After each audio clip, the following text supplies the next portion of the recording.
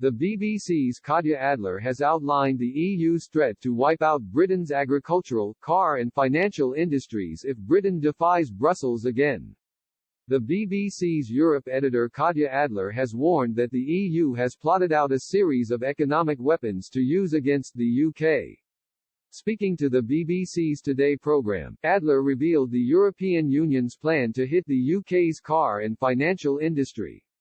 Tensions have recently flared between the EU and the UK this week after Boris Johnson unveiled legislation that would breach the original Brexit withdrawal deal.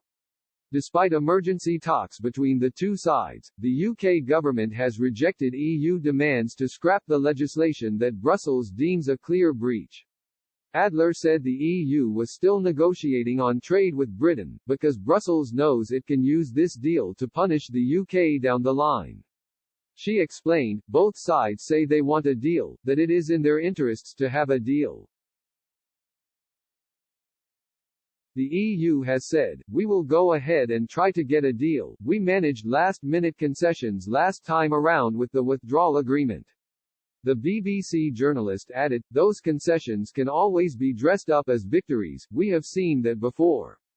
The EU suggests it is difficult, that time is running out, but it is not inconceivable. However, Adler warned that the EU has also outlined a series of threats and punishments that they can wield if Boris Johnson defies Brussels.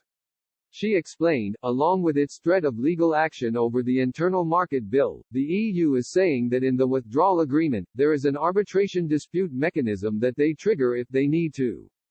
They will use that to impose fines on the UK if they need to over that bill.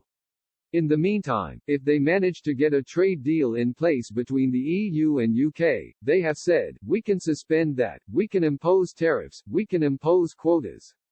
That move would hit the agricultural industry in the UK, it would hit the car industry.